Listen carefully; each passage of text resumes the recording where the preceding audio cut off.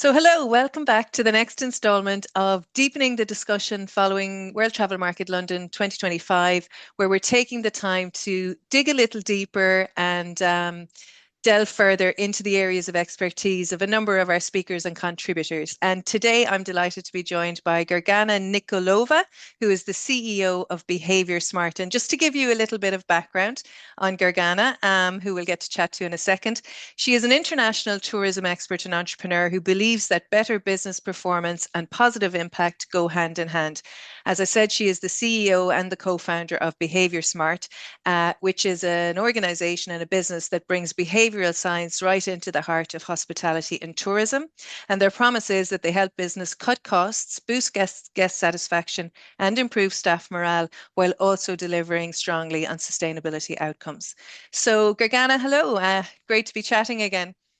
Thank you, Tina. Hello. And it's really a great honor to be here and to continue the conversation from London. Yeah, I'm delighted. I'm delighted to be continuing the conversation. We were speaking about, as part of the summit, you were part of the panel that spoke about the human layer, we called it. So the human dimension to sustainability, which was a nice balance with some of the more technical stuff that we were speaking about as well. But before we get into that, Gergana, I'd love to ask you more because I didn't ask you back in November. How did you come to do what you're doing to get into this area of behavioral science in tourism and hospitality? So, my background is entirely in sustainable destination management. I grew up in a family where sustainability was embedded in how Okay. we grew up. My mom is the one of the people behind establishing national parks in Okay. Bulgaria, where I am from. And this was kind of how we grew up. Education in sustainability, and after that, only focused on working in active and sustainable tourism. We started the company a few years ago because we realized there's something that prevents sustainability to happen, and trying to dig what is the friction.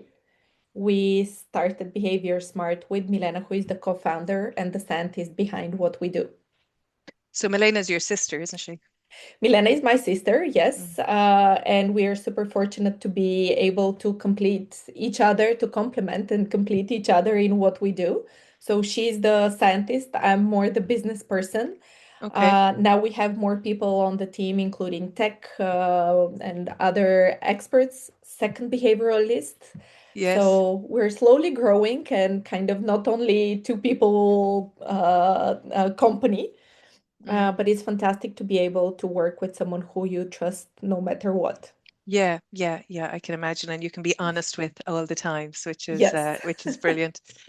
So look, yeah, I'm interested in that. So where are you based now? You grew up in Bulgaria?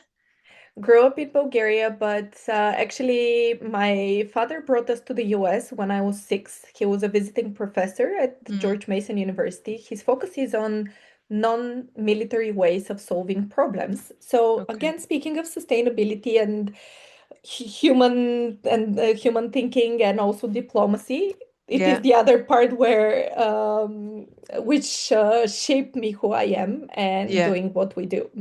Brilliant. So now we're based in Lausanne, Switzerland. Yeah, that's so interesting. There's a whole lot we could talk about on Yes. those two areas, but we'll come back to WTM, I suppose, which is where we first really got speaking to each other in advance of Mhm. that. And as I said, you were on the human layer panel, and we looked at various, along with your fellow contributors, on that. Looking back at it now, and it's a little while ago now, is there anything that kind of particularly stood out that you would like to go a little deeper on, or that has stayed with you yourself since then? I can say that one big reflection is that actually there's a genuine conversation about sustainability, especially in the times that we live in. It's Mm. important that it's a genuine conversation. There is a demand. people are a little bit confused, small, big companies, destinations, with the legislation, what's required, what's not. And thank you for writing Mm, about it as well and trying to yeah. clarify that. But there's an understanding that we all need to think and act in a more sustainable way. Mm, I'm not claiming that this is throughout everyone that has mm. participated at WTM, but if now there is a sustainability summit, we are in the right direction. So I think that this was one of the biggest takeaways for me. Yeah, yeah, it was, and it was an engaging discussion, and the feedback was really very positive. Topics that people are interested in knowing more about, that they know a little about, and we're interested in finding out more. So you spoke about, as we said, this idea of behavior smart, and it's the name of your company and the name of your Mhm. platform. So you may as well dive straight in. What does it really Mm. mean for sustainability to be behavior smart? So behavior smart means being realistic about how people think, Mm, decide, and act. And we okay. need to apply that human realism, understanding that people make irrational decisions, emotional decisions, and decisions that are influenced by the moment, especially when they're on a leisure trip. So Mm. being realistic, super realistic about that means that you know how you can influence their decisions at Yes. the moment that decisions are being made. So, Okay. yeah, Am I right when you say people make emotional decisions? We're not necessarily making conscious decisions. Would that be fair? correct. Yes, Okay. absolutely. Especially in this digital era where we have so little attention span and we're overloaded with information. So, yes, very unconscious decisions. Yeah. As soon as we first and I became aware of the work you were doing, that is the thing that struck me is a lot of the sustainability supports or incentives assume that we are making rational, conscious, aware decisions. And your whole point is that's not the way humans work. Exactly. Mm. Exactly. Hmm. So how do you intervene in that then? How has that become kind of a solution? You've identified the issue, you've identified a challenge there, but how have you come across a solution that you're offering on that? So, what we started doing is we're digging into the friction, which is where we started the Yeah. conversation. We understand what is the barrier that prevents good behavior Mm, to happen. And by saying good behavior, of course, I will be using throughout the conversation behavior, but it would be on this behavior would mean as a goal. If we want hmm to say a golden norm or a golden behavior, mm, we understand, we assume there's a highway towards that yes. good behavior, but the Hmm reality is that there are a lot of bumps and sometimes mountains. So hmm what are the barriers that prevent certain behavior to happen, to prevent the misbehavior, and what are the enablers, the activators to make to get to that behavior? So this is what we're trying to identify, working mm, with different clients, businesses, and mm, destinations. And it is really breaking it into small micro actions that can be made. And oftentimes yes. these are quite efficient and cost light interventions and changes Mm, to enable the change. yeah. So you speak about small micro actions. And again, is there sometimes a mismatch there that our sustainability agenda and supports look at the large macro actions? Yes, Mm, yes, there is. mm, And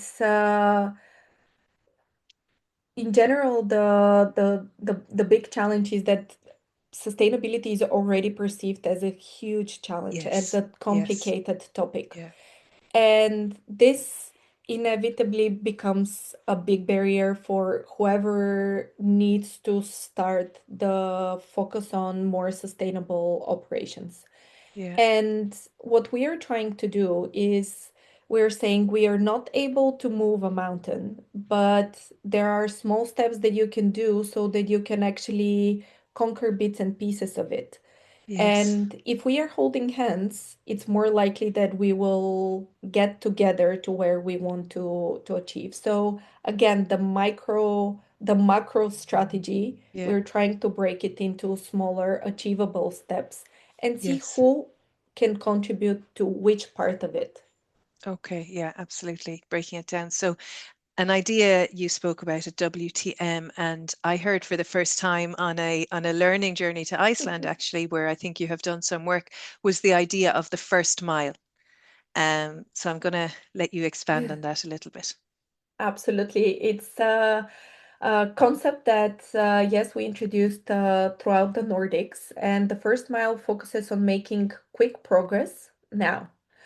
What that Okay. means is we're using behavioral design to produce powerful effects, results with small tweaks at the right moment and at the right spot. So, namely, Okay. when the traveler or also staff makes a decision, should we offer one or the other? Should I buy plastic water bottle or actually I know that I can refill my water bottle? So Mm, the first mile identifies these moments that activate quick changes that mm, then inspire businesses and destinations to continue with the more complicated okay. steps. So this is the Yeah. concept of first mile, identifying what's easiest and what happens before the undesired behavior happens. Oftentimes we are addressing the issues at the last mile when the behavior has happened and we're discussing how do we actually fix now the impact of that negative behavior. Okay. So I just want to get clear on that. The first mile are those, would I be right in saying kind of low-hanging fruit, easy actions that build some momentum? You're Yes. you're intervening before anybody has done anything wrong.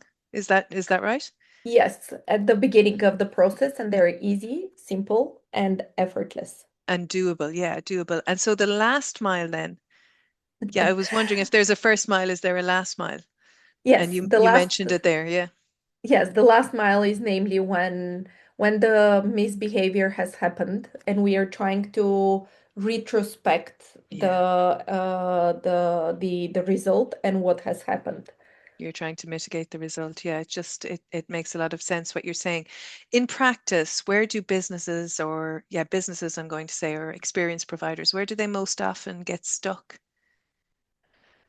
Uh, yes, that's a Mm, great question. And what it is how to start. So this is where they okay. get stuck oftentimes because the topic is perceived as very complicated. Mm, So we believe also as a B Corp company, but also yeah. as understanding psychology and neuroscience, that we need to break the big problem into smaller pieces Mm, and there's something that everyone can make which will not distract them from their main focus and it mm. will contribute to the betterment of the travel industry. Yeah, yeah, yeah. It's so interesting the inconsistency and unpredictability of what people actually do, and that you are speaking about. Yeah, some of this is predictable, and we can have a consistent solution to that. So I'm interested in this idea. We've spoken about what an individual business and an individual person might do or might not do, and as we know, when we're speaking in tourism, we're generally need to be thinking at the level of the destination and this very Mhm. kind of complex set of relationships that exist between the visitor, the host, the community, and all the stakeholders that are involved in that. So, have you a sense, or can you speak? I'm sure you have a sense. Can you speak a bit about how you move from this individual kind of intervention to something that's a bit more systemic or all encompassing? Very favorite question. And something that I want to point out is that I want to thank you for unconsciously putting us to speak right after Julie from the Travelist, as she was speaking about the need of systemic change. Yes. And for me having the opportunity to come out right after that and to Mm, say, and we have a solution for that. And it's not rocket science and it doesn't break a bank. yeah. So, to answer your question, we have an approach also for the systemic change. And here I would give two examples if you're okay, Yes, one please. on the Yeah. business side and one on destination Yeah. side. For a destination for which you asked, if we think about how a destination can promote more local food, the approach would be to, for the destination, where it has the power to influence the traveler's choices. It is through communication. So what they can do, and Visit Sweden, for example, does very well, is communicating what are typical local food and seasonal food that you, whenever you come, you can experience. So they create this desired for you whenever you go to experience the pumpkin soup, let's say Yes. in the fall. Then what happens, what the supply chain's responsibility and opportunities to do is, when you arrive, to have throughout your stay different nudges and cues that can take you towards choosing the local product. The Mm, hotel can, as you check in, can have a simple even poster about what are the typical local products, so that you mm, can familiarize, and you're like, oh, mushrooms, this mushroom, I saw it somewhere, where is it, mm, can I try it somewhere? You go mm-hmm, to a restaurant and you don't need to say, okay, these are sustainable options of our menu. You just present, as you receive the menu, with nice mm, pictures, some of mm-hmm, the seasonal products. And that way, throughout your journey, you're not even as a traveler thinking, am I making a more local contribution? Am I mm. traveling very sustainably? But you're actually taken through, as if you're on a river boat, Yes. and you're just enjoying a more sustainable experience by design. So this is what a systemic change on destination level can happen. Yes. Mm-hmm. And what I described are not big changes in how businesses operate. It doesn't require big budgets. So this is what we can do on a systemic change in the destination. Everyone does a little bit to steer towards a certain direction. Okay. And is it the idea that visitors are being steered, um, but without knowing that, without it being a conscious thing? So it really depends at what stage Mm, you make them aware. And this actually also, and I think it's important to highlight that very often this leads to actually enhance the yeah. visitor experience. Because especially if towards the end of the experience, you let them Mm, know, by the way, your experience was more sustainable and you have contributed to the yes. local economy and so on, they would even feel prouder. Yes, they Yes. took a flight. We all know that this contributes negatively to the climate, to Mm, carbon contribution. But at the end of the day, there are other aspects where through their trip they have contributed to they have positive impact. yeah. Yeah. It's so interesting. So really you're speaking about that idea of doing a lot of design thinking in advance, um, as opposed to falling into the correcting things afterwards. It's the same idea. It is, Mm. yes, about how you design the experience, and definitely we should not be letting the behavior to get to where we don't want to. That's Absolutely. it. I am struck by something you said there. You were mentioning that that you were able to pick up on a theme at the Sustainability Summit and come in with it's not rocket science and it doesn't cost a fortune. Do you think it is overlooked because it's not rocket science and because it doesn't cost a fortune? I think that it's new. Yes, Mm, it is probably psychology has always been, even mm, thinking back in school, psychology was either you're a fan by nature, or you're like, oh, this fluffy thing. yeah. So it that's why actually now we have data, and with data we are stronger to speak about what Yes. are the outcomes and how we really influence travelers' choices. And contribute to better business, better Yes. places, and stronger communities. So I think Yes. that that's very important. So if you allow me to give some examples of some of Yeah. our work, Hear just to I'd love to hear some examples. Yeah.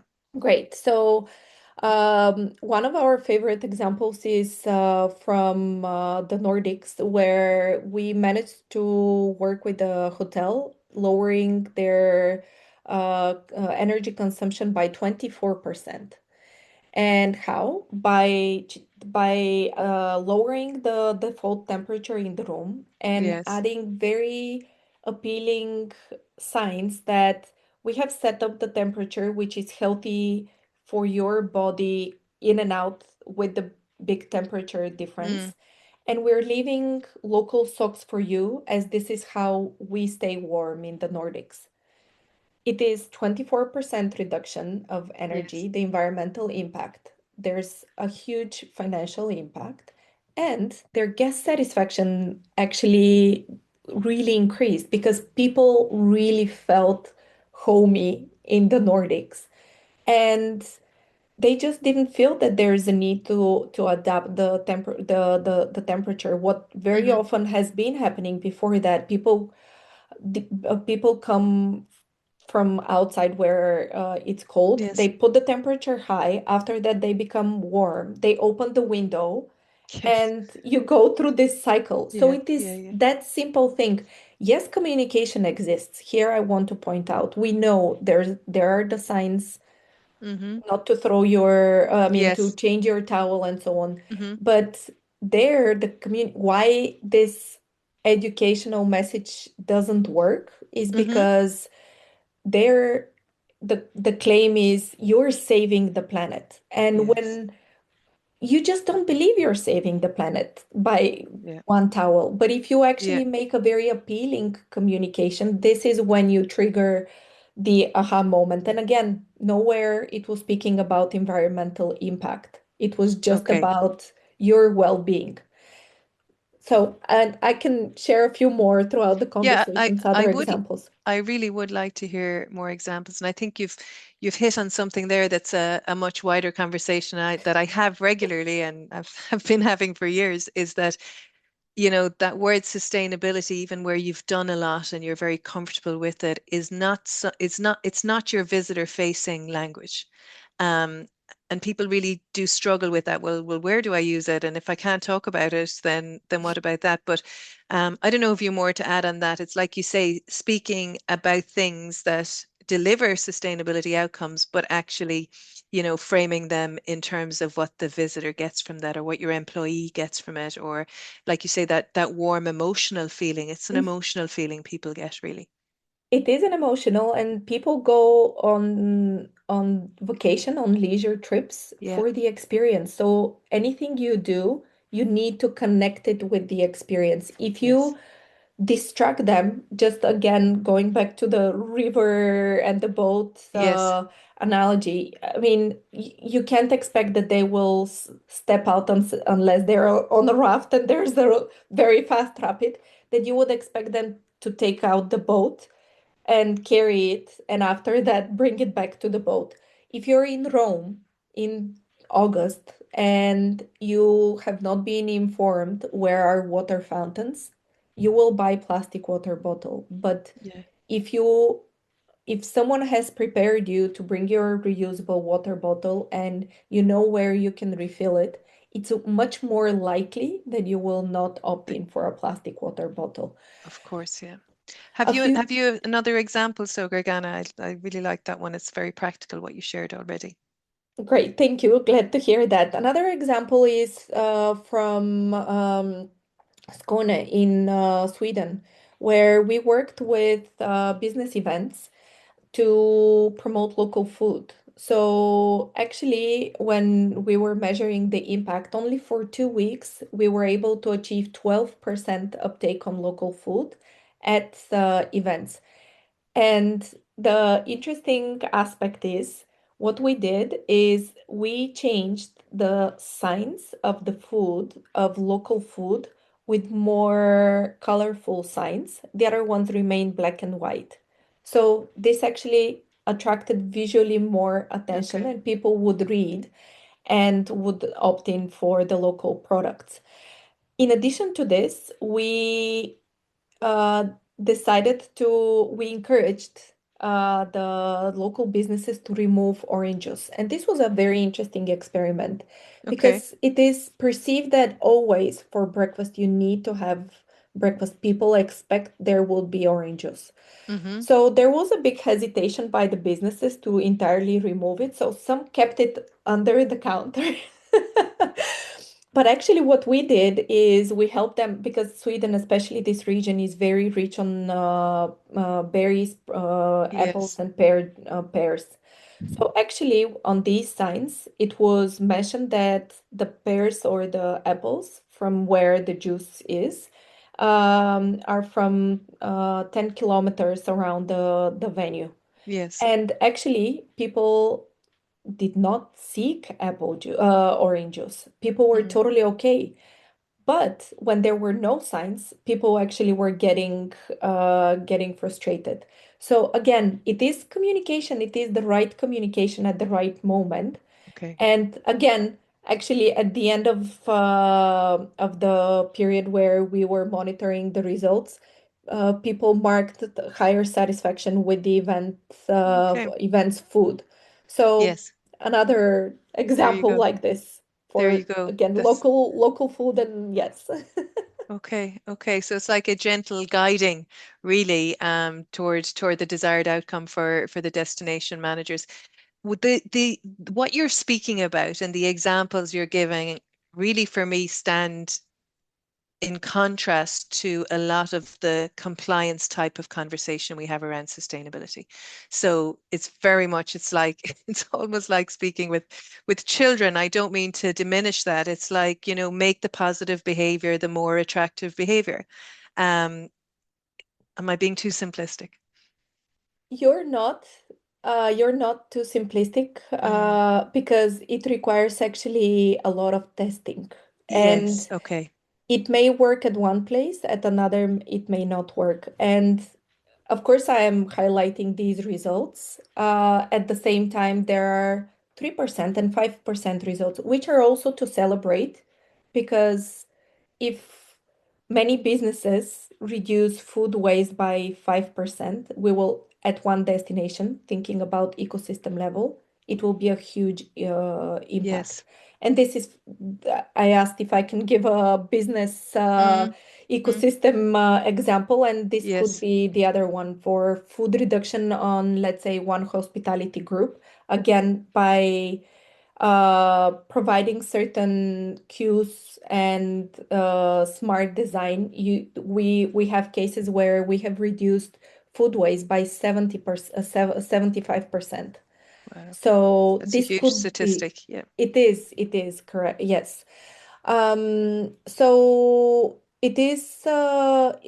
it may sound too simple, but you need to really break it into the barriers and enablers and to work through this to identify what can work. I hope I'm not giving the impression. I think simple, if we can achieve simple, we've made a massive breakthrough. I think that's probably one of the challenges of the whole sustainability movement for as long as I've known it, and I'm sure longer than that, is that it becomes just too complicated for people. And it becomes like you say, how do I climb the mountain? Where do I even start? And if we can identify and communicate the simple pleasurable solutions. I think that's a massive breakthrough. So by no means am I diminishing it by it being simple. I think it's that real, um, it's the opposite to dumb it down, isn't it? Smarten it down. It really is Yes. to smarten it down so that people can engage with it. One thing you said there, and it was preempting a question I had. It might work in one place and not in another place. And I don't wish to be broad stroke about this, but are there cultures or demographics where this works particularly well and others where it's just very challenging? Is it possible Thank to you for generalize asking. like that? Actually, in reality, we have most of our experiences in the Nordics. We have some projects in North America as well, Yeah. Canada and US.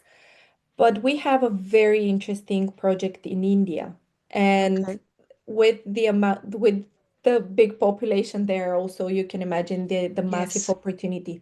There, our client is actually one of the biggest motorcycling companies who have the ambition to eliminate the negative footprint of the riders who are going to the Himalayas to experience the Himalayas. What the challenge there is that, of course, motorcycling is related to ego, noise, so sound pollution, but Yes. also a lot of waste. Mm.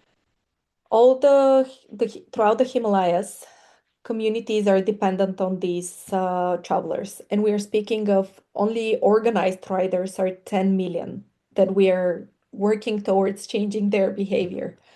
So what we're working on is how we can take being realistic about what are the motivations for a trip, how not to even slightly touch that part of the experience, but increase the economic impact when they visit the places Yes. and reduce the negative footprint. And I can say that we're in the third year of research and pilot testing and collecting information so that we know how to steer that, and we're piloting with smaller groups.